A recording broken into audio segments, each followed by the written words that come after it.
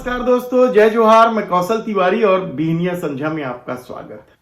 शंकराचार्य और संघ को लेकर इस दूसरे किस्त में हम आपको बताएंगे कि किस तरीके से ज्योतिष पीठ महत्वपूर्ण है और इस पर नियंत्रण करने के लिए संघ ने क्या क्या खेल खेला था। लेकिन उससे पहले बता देते हैं कि महाकुंभ में हुई भगदड़ के बाद जिन लोगों के परिजन गुम हो गए हैं या मौत के काल में समा गए हैं, उन्हें लेकर सत्ता का रवैया अब भी नहीं बदला है। सत्ता अब भी आंकड़े छुपा लेना चाहती है। ये आंकड़े क्या 3000 से ऊपर के हैं। जिस तरह के आरोप लग रहे हैं सरकार पर, संसद में भी सवाल उठाए जा रहे हैं, लेकिन सरकार के पास आंकड़ों का कोई हिसाब नहीं है। जिस तरीके से दूसरे राज्यों में शव भेजे जा रहे हैं और जिस तरीके से लापता लोगों की फेहरिस्त बढ़ते जा रही है, उससे एक बात तो तय है कि मोदी सरकार या योगी सरकार सब कुछ छुपा लेना चाहती। उन लोगों के दर्द दुख से शायद सत्ता को कभी कोई मतलब नहीं रहा जो अपने परिजन खो चुके। माँ को मैं क्या जवाब दूं सर। इंसान शरीर से तो हम लोग इतना थक गए हैं, मेला इतना बड़ा है, शरीर से थके हैं, मेंटली थक गए हैं, किसी तरह से कुछ समझ में नहीं आ रहा है। बोला जा रहा, वहाँ का प्रशासन ही बोल रहा कि 2500 से 3000 आदमी मरा है और सबको गायब कर दिया गया है कि मेला में बैंड ना लगे, यहाँ मुआवजा ना देना पड़े। तो हमको कुछ नहीं चाहिए, जिस भी हाल में मेरे पापा है बस हमको लौटा दिया जाए और हमको कुछ नहीं चाहिए। यहाँ से हमको कुछ नहीं लेके जाना है, वो मिल जाए। मेरे घर के इकलौते का जीवन है और उनके अलावा हम लोग का कोई नहीं है। हम लोग क्या करें, हर एक दिन घुट घुट के मर रहे हैं। उनकी अपनी पीड़ा है, वे कलप रहे हैं, गिड़गिड़ा रहे हैं, शासन के एक एक दरवाजे पर नाक रगड़ रहे हैं, लेकिन उन्हें जानकारी ही नहीं दी जा रही है। सत्ता अब भी कुंभ के भव्यता के प्रपंच पर फंसी हुई है या लगी हुई है। ऐसे में लोगों का गुस्सा इस तरह उबल रहा है, यदि आप सोशल मीडिया पर देखें तो अब तो लोग खुलकर यह भी कहने लगे हैं कि जिनका परिवार ही नहीं है, वे परिवार और बच्चों का दुख दर्द क्या समझेंगे। लेकिन है तो पीड़ादायक और सरकार को जवाब देना चाहिए। लेकिन सरकार यदि हिंदुत्व का चोला ओढ़कर राजनीति साधने में लगी हो तो फिर उनसे किस तरह की उम्मीद की जा सकती है। लेकिन आज हम बात कर रहे हैं शंकराचार्य ज्योतिष पीठ और संघ के मतभेद की।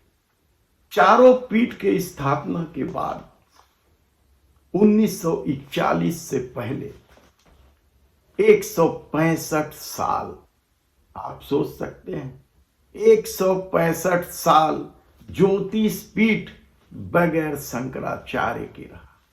और 1941 में स्वामी ब्रह्मानंद सरस्वती ने इसकी जिम्मेदारी ली और ब्रह्मानंद सरस्वती की जिम्मेदारी लेने के बाद आजादी तक तो सब कुछ निर्विघ्न चलता रहा।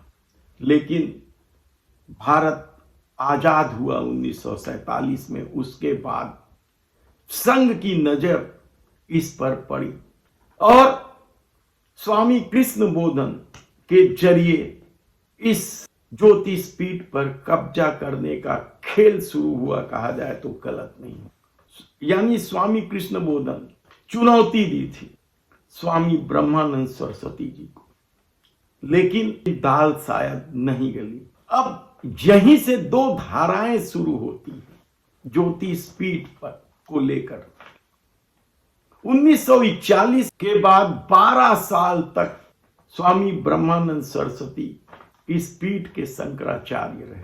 हालांकि ये शंकराचार्यों को के विवाद को लेकर जो किस्से हैं उसे बताने में अच्छा नहीं लग रहा है, क्योंकि शंकराचार्य जब भगवान ही हैं तब ये विवाद क्या सिर्फ और सिर्फ कब्जे की लड़ाई थी। स्वामी ब्रह्मानंद जी महाराज ने मृत्यु पूर्व वसीयत लिखी थी और स्वामी शांतानंद सरस्वती जी को उत्तराधिकारी बना दिया था, लेकिन यह बर्दाश्त नहीं हुआ। किसे? आप खुद देखिए कि उत्तराधिकारी घोषित होने के बाद 1963 में इस नियुक्ति को न्यायालय में चुनौती दी गई। किनके द्वारा? कृष्णबोधन, स्वामी कृष्णबोधन। अदालत में वे हार गए। इसके बाद एक खेल चलता रहा ज्योतिष पीठ पर कब्जे के लिए और स्वामी कृष्णबोधन एक उत्तराधिकारी बना दिया स्वामी वासुदेवानंद जी को। लेकिन शांतानंद सरस्वती ने भी वसीयत कर दी और उनकी मृत्यु के बाद 1974 में स्वामी स्वरूपानंद सरस्वती इस आसन पर विराजमान हुए और इन दो धाराओं में लड़ाई तेज हो गई। दरअसल अब संघ धीरे धीरे ताकतवर होता जा रहा था और उन्होंने वासुदेवानंद को ही शंकराचार्य कहना शुरू कर दिया था। अदालत में चुनौती दी गई स्वामी स्वरूपानंद सरस्वती को लेकर, लेकिन यह चुनौती भी काम नहीं है। और जब अदालत में हार गए वासुदेवानंद जी, सुप्रीम कोर्ट तक मामला पहुंचा था। सुप्रीम कोर्ट ने अपने आदेश में 2022 को यह आदेश सुप्रीम कोर्ट ने दिया कि वासुदेवानंद जी को न तो शंकराचार्य कहलाने का अधिकार है और न ही छत्र या दूसरे आसन जो धारण किए जाते हैं, दंड वगैरह, वह भी धारण करने का अधिकार है। 2022 में यह फैसला आ गया। लेकिन उससे पहले स्वामी स्वरूपानंद जी सरस्वती को बदनाम करने का जो खेल खेला गया वह बेहद ही घटिया और निहायत ही निम्न दर्जे का था। चूंकि आरएसएस के नियंत्रण को लेकर स्वामी स्वरूपानंद जी महाराज आरएसएस का खेल समझ गए थे, इसलिए वे लगातार आरएसएस के धर्म विरोधी बातों का विरोध करते थे, शास्त्र सम्मत बात करते थे। क्योंकि धर्म को लेकर यदि शंकराचार्य अधिकृत हैं तो वे ही तो धर्म की बात करेंगे, लेकिन उन्हें बदनाम करने की कोशिश की गई। किस किस तरह का खेल खेला गया, यहां तक कि स्वामी स्वरूपानंद जी महाराज को कांग्रेसी शंकराचार्य बताने से भी गुरेज नहीं किया और इसे इस कदर जन जन तक पहुंचाने का षड्यंत्र किया गया, वह भी बेहद ही शर्मनाक। और ये तमाम घटनाएं वर्तमान शंकराचार्य स्वामी अविमुक्तेश्वरानंद जी महाराज ने करीब से देखा था।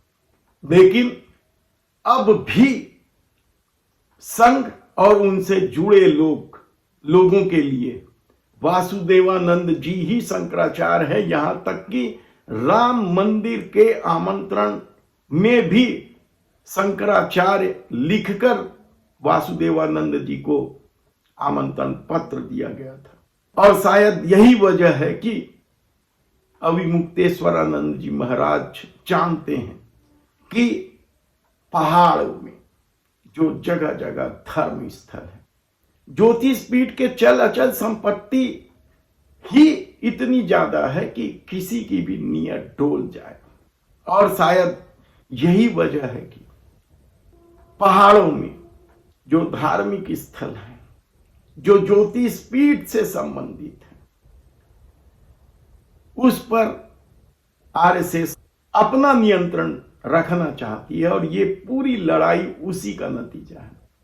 और यकीन मानिए आप कि धार्मिक स्थलों को बचाने का जो काम ज्योतिषपीठ ने किया है, वह संघ को कभी रास नहीं आया। ऐसे में जब स्वामी अविमुक्तेश्वरानंद जी ने नजदीक से सब देखा है, तो फिर संघ और भाजपा के प्रति उनके मन में सॉफ्ट कॉर्नर कैसे हो सकता है। इसलिए वे जब भी शास्त्र के विरुद्ध काम होता है, वे खुलकर सामने आ जाते हैं और इसीलिए उन्हें एनएसयूआई या कांग्रेस से जोड़ा जाता है। याद कीजिए आप कि जिस तरीके से महाकालेश्वर में कब्जे की कवायद हुई, तो अविमुक्तेश्वरानंद जी ने पुजारियों का साथ दिया था। आज महाकालेश्वर का क्या हाल है यह किसी से छिपा नहीं। काशी में भी जब तोड़ फोड़ मचाई गई थी, तब भी अविमुक्तेश्वरानंद जी महाराज ने ही मुखर होकर मंदिर तोड़े जाने और दुनिया की सबसे प्राचीन बस्ती उजाड़े जाने को लेकर आरएसएस और भाजपा को निशाने पर लिया। यही नहीं, राम मंदिर के अधूरे निर्माण के चलते प्राण प्रतिष्ठा समारोह को लेकर भी अविमुक्तेश्वरानंद जी सरस्वती ही सबसे ज्यादा मुखर थे। और उन्होंने तो यहां तक कह दिया था कि अयोध्या का मंदिर यदि रामनाथ संप्रदाय के साथ जुड़ा हुआ है तो उन्हें ही सौंपना चाहिए, लेकिन आरएसएस ने अपने तरह का ट्रस्ट बनाकर अपने लोगों को बिठा दिया। ऐसे में आप आसानी से समझ लें कि अविमुक्तेश्वरानंद पर निशाना आखिर क्यों साधा जाता।